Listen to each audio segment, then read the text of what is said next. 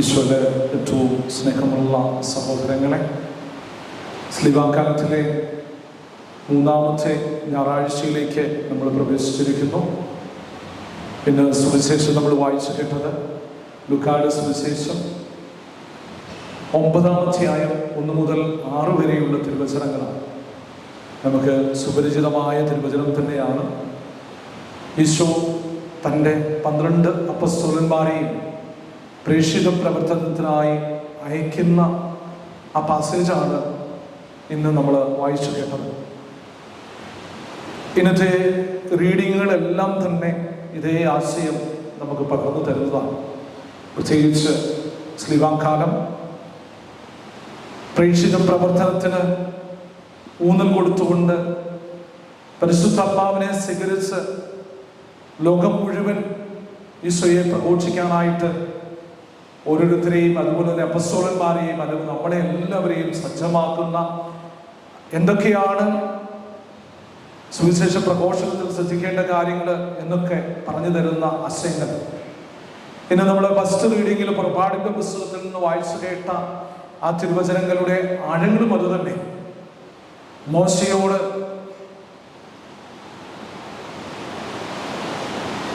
പ്രത്യേകിച്ച് യഹോവ പറയുകയാണ്, നീ എവിടെ പോയാലും നിന്റെ കൂടെ ഞാൻ ഉണ്ടായിരിക്കും എന്ന് പറഞ്ഞു തരുന്ന ആശയമാണ് പുറപ്പാടിന്റെ പുസ്തകത്തിൽ നമ്മൾ വായിച്ചിട്ടുള്ളത്. അതുപോലെ തന്നെ യോനായുടെ ഒരു റീഡിങ്, അല്ലെങ്കിൽ യോനാ പ്രവാചകന്റെ പുസ്തകത്തിൽ നമുക്ക് കാണാനായിട്ട് സാധിക്കുന്നതും ഇതേ ആശയം തന്നെ. യോനാ പ്രവാചകൻ സുവിശേഷ പ്രഘോഷത്തിനായി അല്ലെങ്കിൽ അയക്കപ്പെടുന്നു. അത് കഴിഞ്ഞ് അദ്ദേഹത്തെ ശക്തിപ്പെടുത്തുന്ന ചിത്രങ്ങളൊക്കെ പ്രത്യേകിച്ച് ആ പുസ്തകത്തിൽ നിന്ന് നമുക്ക് കാണാനായിട്ട് സാധിക്കും. ഇന്നത്തെ ലേഖനത്തിൽ നമ്മൾ വായിച്ചു കേട്ടത് പൗലോസ്ലീഹ തന്നെ എന്നെ പിതാവായ ദൈവം അല്ലെങ്കിൽ ഈശോ പ്രത്യേകിച്ച് വിജാതിയരുടെ അപ്പസ്തോലനായി എന്നെ നിയമിച്ചിരിക്കുന്നുവെന്ന് പൗലോസ്ലീഹയുടെ സാക്ഷ്യം നമുക്ക് കാണാനായിട്ട് സാധിക്കും. സുവിശേഷത്തിലേക്ക് ഇന്ന് നമ്മൾ പ്രവേശിച്ചു കഴിഞ്ഞപ്പോൾ തൻ്റെ 12 ശിഷ്യന്മാരെയും അടുത്തു വിളിച്ച് അവരെ പ്രേക്ഷിത പ്രവർത്തനത്തിനായി പറഞ്ഞു വിടുന്ന ഈശോയുടെ മനോഹരമായ ചിത്രമാണ് നമുക്ക് ഇന്ന് കാണാനായിട്ട് സാധിക്കുക. ഇന്നത്തെ സന്ദേശത്തിലേക്ക് നമ്മൾ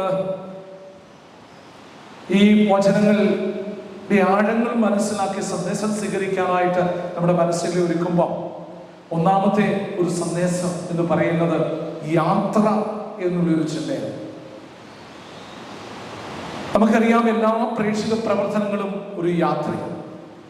മാമോദീസ സ്വീകരിച്ച എല്ലാവരുടെയും കടമയാണ് പ്രേക്ഷിത പ്രവർത്തനം എന്നുള്ള വലിയ ചിന്ത നമുക്കെല്ലാവർക്കും അറിയാവുന്നതാണ്.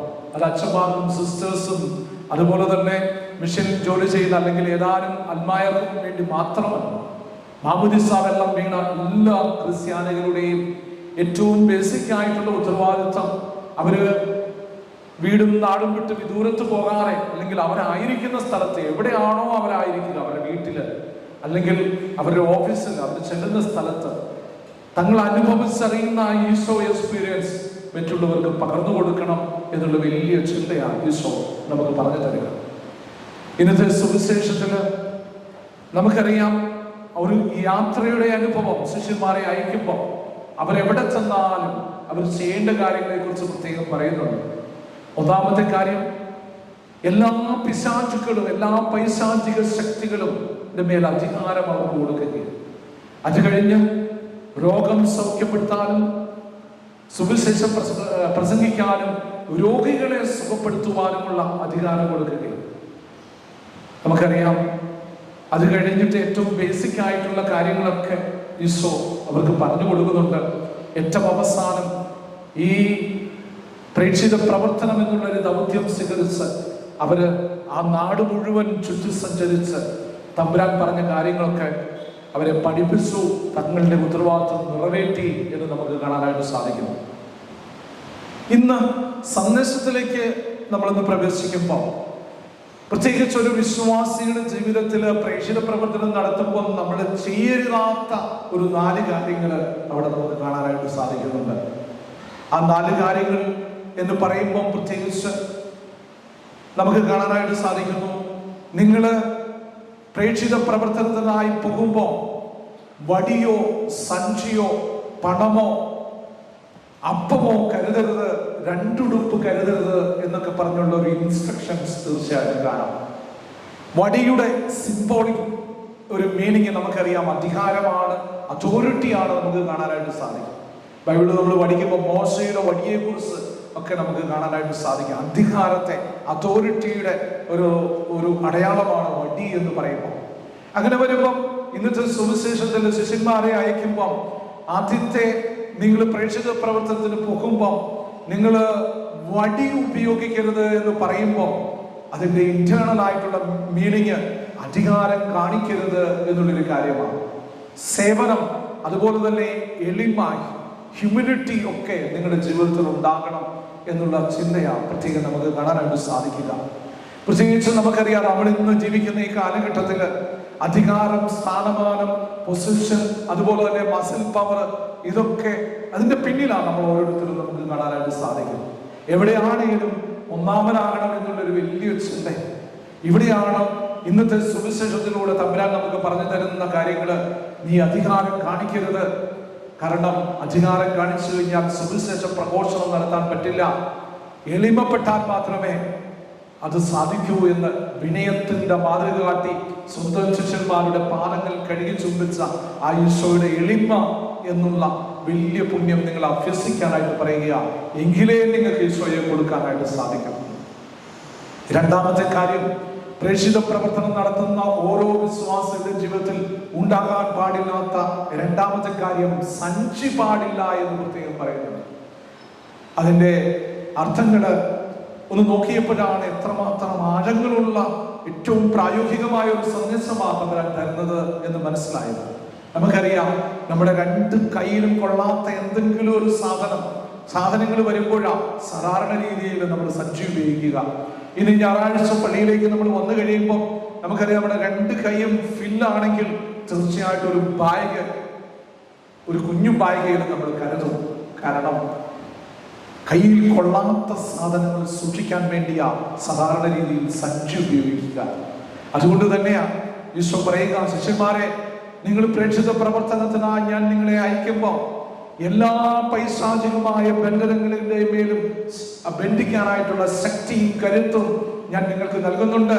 നിങ്ങളുടെ കൈ കൊള്ളാവുന്ന സാധനം മാത്രം നിങ്ങൾ കരുതിയാൽ മതി, സഞ്ചി ഉപയോഗിക്കേണ്ട എന്ന് പറയുമ്പോൾ അനാവശ്യ കാര്യങ്ങളൊന്നും നിങ്ങൾ ചോദിച്ചുകൊണ്ട് പോകേണ്ട ആവശ്യമില്ല. ആവശ്യ സമയത്ത് നിങ്ങൾക്ക് ആവശ്യമുള്ള കാര്യങ്ങൾ ഞാൻ ചെയ്തു തരും. അത് ഏത് കാര്യം നിങ്ങൾ ചോദിച്ചാലും നിങ്ങൾക്ക് തരും. ആ തന്റെ ഇടത്തോടെയാണ് തമ്പുരാൻ പറയുന്നത് സഞ്ചി പാടില്ല എന്ന് പറയുന്നത്. മൂന്നാമത്തെ കാര്യം, അപ്പം പാടില്ല എന്ന് പ്രത്യേകം പറയുന്നു. പ്രത്യേകിച്ച് നമ്മൾ വായിക്കുമ്പോൾ പെട്ടെന്ന് നോക്കുമ്പോൾ ഇതെന്തോ ഓക്വേർഡ്നെസ് ആണ്. പ്രത്യേകിച്ച് നമുക്കറിയാം, ഈശോയുടെ ആദ്യത്തെ പ്രലോഭനം എന്ന് പറയുന്നത് നമുക്കറിയാം, കല്ലുകളെ അപ്പമാക്കി പറ്റിക്കുക എന്നുള്ള പിശാചിന്റെ ഒരു ഓർഡറാണ് നമുക്ക് കാണാനായിട്ട് സാധിക്കുന്നത്. നമ്മുടെയും ഇന്നത്തെ ഏറ്റവും വലിയ പ്രലോഭനം എന്ന് പറയുന്നത് അപ്പമാണ്. നമുക്കറിയാം, ഒന്ന് ചിന്തിച്ചു നോക്കിയാൽ നമുക്കറിയാം, ഒരു ചാൺ വയറിന് വേണ്ടി നമ്മൾ ഓടുകയും ആ ഓട്ടത്തിന്റെ ഇടയിൽ പ്രത്യേകിച്ച് നമ്മൾ ഓർത്താൽ മതി, ഈ അപ്പത്തിന് വേണ്ടി കൊണ്ട് ഓടുമ്പോൾ ഒരു നേരത്തിന് ആഹാരത്തിന് വശമില്ലാത്ത എത്രയേറെ ആളുകൾ നമ്മളായിരിക്കുന്ന നമ്മുടെ IC കോളനിയിൽ തന്നെ ഉണ്ട് എന്ന് നമ്മളൊന്ന് ചിന്തിച്ച് നോക്കിയാൽ നമുക്കറിയാൻ പറ്റും. കാരണം നമ്മൾ വേസ്റ്റ് ചെയ്യുന്ന കാര്യങ്ങൾ ഒരുപക്ഷെ എൻ്റെ കഠിനാധ്വാനമാകാം, എൻ്റെ ഹാർഡ് വർക്ക് ആകാം, അതുപോലെ തന്നെ വേറെ ഏതെങ്കിലും രീതിയിൽ എൻ്റെ ബുദ്ധി ഉപയോഗിച്ച്, എൻ്റെ സെൽഫ് ഉപയോഗിച്ച് ഞാൻ നേടിയ ആ സാഹചര്യങ്ങളുടെ ഒരു ആർത്തി നിറഞ്ഞ ഒരു സാഹചര്യങ്ങളാകാം ഞാൻ ഒരുപക്ഷെ കാട്ടിക്കൂട്ടുന്ന സാഹചര്യങ്ങൾ. തമ്പുരാൻ പറയുന്നു, നിനക്കൊരു നല്ല ക്രിസ്ത്യാനിയാകണമെങ്കിൽ നീ അപ്പത്തെ കുറിച്ച് മറിയിടാകേണ്ട ആവശ്യമില്ല. നീ ചെല്ലുന്ന സ്ഥലത്ത് നിനക്ക് ആവശ്യമായിട്ടുള്ള കാര്യങ്ങളൊക്കെ ഞാൻ ഒരുക്കി തരും എന്നുള്ള വലിയ ചിന്തയാണ്. ഇവിടെ ഇരിക്കുന്ന പ്രായമായ ഓരോ അപ്പച്ചനും അമ്മച്ചിയും പ്രത്യേകം ഓർക്കുന്നുണ്ടാകാം. ബോംബെയിലേക്ക് ആദ്യം വണ്ടി കയറിയ സമയത്ത് ചിലപ്പോൾ കയ്യില് വണ്ടിക്കൂലിക്ക് മാത്രമേ കാശുള്ളൂ. പക്ഷെ ഈ ബോംബെ പട്ടണം നമുക്കെല്ലാം തന്നു. ധാരാളം പേര് നമ്മളെ സഹായിച്ചിട്ടുണ്ട്. ഒരു നേരത്തെ ആഹാരത്തിന് വശമില്ലാതെ തെണ്ടി നടന്ന കാലത്ത് ആ ഭക്ഷണം തന്നവരൊക്കെ ഉണ്ട്. പക്ഷെ ഇന്ന് എനിക്കെല്ലാം ഉണ്ടായിരുന്നിട്ടും എൻ്റെ ചുറ്റും കാണുന്ന ഏതെങ്കിലും രീതിയിൽ ഈ മേഖലകളിൽ വരുന്ന ഒരാൾക്ക് ഞാൻ സഹായം ചെയ്യാതെ ഞാൻ ഇങ്ങനെ കൂട്ടിവെക്കുമ്പം അത് വലിയ ഒരു പാപമാണ് എന്നുള്ള വലിയ ചിന്തയാ തരിക. അതുപോലെ തന്നെ മൂന്നാമത്തെ കാര്യം, ഇതുമായിട്ട് ബന്ധപ്പെട്ട കാര്യമാണ്, പ്രേക്ഷിത പ്രവർത്തനം നടത്തുന്ന ഓരോ ക്രിസ്ത്യാനിയും പണത്തിന്റെ പുറകെ അധികം പോകരുത് എന്നുള്ള ഒരു വലിയ ചിന്ത അവിടെ കാണിക്കുന്നുണ്ട്. അധികം ആർത്തി വേണ്ട. കാരണം ഇതിന്റെ പുറകെ പോകുന്ന അല്ലെങ്കിൽ എല്ലാ പ്രശ്നത്തിനും കാരണം പണമാണ് എന്ന് നമുക്ക് കാണാനായിട്ട് സാധിക്കും. ഇന്ന് സന്തോഷത്തോടെ കിടന്നുറങ്ങാൻ പറ്റുന്നില്ലാത്തൊരവസ്ഥ. പണ്ട് ഏത് സാഹചര്യത്തിലും ഒന്ന് കട്ടിൽ കണ്ടാൽ മതിയായിരുന്നു ഉറക്കം വന്നായിരുന്നു. പക്ഷെ ഇപ്പൊ അത് പറ്റുന്നില്ല. വേറെ ഏതെങ്കിലും രീതിയിലുള്ള ലഹരി വസ്തുക്കളോ അല്ലെങ്കിൽ വേറെ ഏതെങ്കിലും രീതിയിലുള്ള സാഹചര്യങ്ങളോ ഉറക്കാനായിട്ട് പറ്റുന്ന ഗുളികകളോ ഒക്കെ കഴിച്ചിട്ട് വേണം ഇപ്പൊ ഉറക്കം കിട്ടാൻ. കാരണം അന്യന്റെ കണ്ണീര് വീണ ഏതെങ്കിലും ഒരു സമ്പാദ്യം എന്റെ പെട്ടിയിലുണ്ടെങ്കിൽ എനിക്ക് ഉറങ്ങാൻ സാധിക്കില്ല. കാരണം അതിന്റെ പിന്നിൽ ഒരുപക്ഷെ എന്റെ ആർത്തിയാകാം.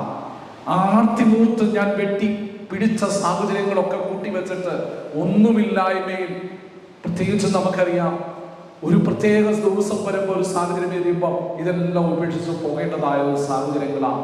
അതുകൊണ്ട് എനിക്ക് സമ്പത്ത് തന്നിട്ടുണ്ടെങ്കിൽ, എനിക്ക് കഠിനാധ്വാനം ചെയ്ത് ഉണ്ടാക്കിയിട്ടുണ്ടെങ്കിൽ അത് ഒരു ഷെയറിംഗ് മെന്റാലിറ്റി തീർച്ചയായിട്ടും അത് കാണിക്കണം. ഇല്ലാത്തവനത് കൊടുക്കണം. അതിനുവേണ്ടിയാ തമ്പുരാൻ എനിക്ക് തന്നത്. കൂട്ടിവെച്ചാൽ ആർക്കും ഉപകാരമില്ലാത്ത ഒരു പൈസയായിട്ട് അതെല്ലാം മാറുന്നതായ ചിത്രങ്ങള് നമ്മുടെ മുമ്പിൽ എത്രയേറെ ഉദാഹരണങ്ങളാവുള്ളത്. അതുകൊണ്ട് പ്രത്യേകിച്ച് ഇന്ന് പ്രേക്ഷിത പ്രവർത്തകർ അല്ലെങ്കിൽ വചന പ്രഘോഷകർ, പ്രത്യേകിച്ച് ക്രിസ്ത്യാനികളായ വിശ്വാസികൾ സുവിശേഷ പ്രേക്ഷിത പ്രവർത്തനം നടത്തുമ്പോൾ ഉണ്ടാകാൻ പാടില്ലാത്ത അധികാരത്തിന്റെ അടയാളമായ വടിയും അതുപോലെ തന്നെ സഞ്ചിയും അപ്പവും പണവും പാടില്ല എന്ന് തമ്പുരാൻ പറയുമ്പോൾ എത്രമാത്രം പ്രായോഗിക സന്ദേശങ്ങളാണ് തമ്പുരാൻ എന്ന് വാരിക്കോരി തരിക ഈ സ്ലിവാക്കാലം മൂന്നാമത്തെ ഞായറാഴ്ച. അതുകൊണ്ട് ആത്മാർത്ഥമായി ഇന്നത്തെ കുർബാനയിൽ നമ്മളെ തന്നെ നമുക്കൊന്ന് ഒരുക്കിയെടുക്കാം. പ്രത്യേകിച്ച് നമ്മൾ ചെല്ലുന്ന വീട് എൻ്റെ തന്നെ വീടാണെങ്കിൽ സമാധാനം ഉണ്ടായിരിക്കണം. തമ്പുരാൻ തന്നെ പറയുന്നുണ്ട്, ലൂക്കായുടെ സുവിശേഷത്തിൽ അടുത്ത അധ്യായത്തിൽ പറയുന്നുണ്ട്, ശിഷ്യന്മാരെ അയച്ചിട്ട് നിങ്ങൾ ഏത് വീട്ടിൽ ചെന്നാലും നിങ്ങൾ സമാധാനം ആശംസിക്കണം എന്നാ പറയുക. ഒരു ചിന്തയെ കൂടെ മനസ്സിൽ കരുതുക, എൻ്റെ വീട്ടിൽ സമാധാനമുണ്ടോ? പീസ്ഫുൾ മൈൻഡില്ലാത്ത ഒരു സാഹചര്യങ്ങളാണോ എൻ്റെ ജീവിത പങ്കാളി, എൻ്റെ കുഞ്ഞുങ്ങളെയും അതുപോലെ തന്നെ എൻ്റെ സൂക്ഷ്മത ഏൽപ്പിക്കപ്പെട്ടിരിക്കുന്നവരെയും ഒക്കെ ഒരുമിച്ച് കൂടുമ്പോൾ ഒരു സന്തോഷമില്ലാത്ത മേഖലകളാണെങ്കിൽ തമ്പുരാന്റെ സമാധാനം നഷ്ടപ്പെട്ടു പോയ ഏതെങ്കിലുമൊക്കെ മേഖലകളൊക്കെ ഉണ്ട്. അതുകൊണ്ട് ഈ ഞായറാഴ്ച അതൊക്കെ ഒന്ന് കറക്റ്റ് ചെയ്യാം. ഏറ്റവും വലിയ അനുതാപ ഉദാസിയാണ് നമ്മുടെ പരിശുദ്ധ കുർബാന. ഈ കുർബാന നമ്മൾ സ്വീകരിക്കുമ്പോൾ ഈശോയെ നമ്മുടെ ചങ്കിൽ സൂക്ഷിച്ചുകൊണ്ടാണ് നമ്മൾ നമ്മുടെ ഭവനത്തിലേക്ക് പോവുക. ഈശോ എൻ്റെ കൂടെ ഉണ്ടെങ്കിൽ ഞാൻ ചെല്ലുന്ന മേഖലകളിലൊക്കെ സമാധാനം കൊടുക്കാനായിട്ട് സാധിക്കും. അതുകൊണ്ട് എല്ലാ മേഖലകളിലും സമാധാനം ഉണ്ടാകട്ടെ എന്ന് നമുക്ക് പ്രാർത്ഥിക്കാം. പിതാവിൻ്റെയും പുത്രൻ്റെയും പരിശുദ്ധാത്മാവിൻ്റെയും നാമത്തിൽ ആമേൻ.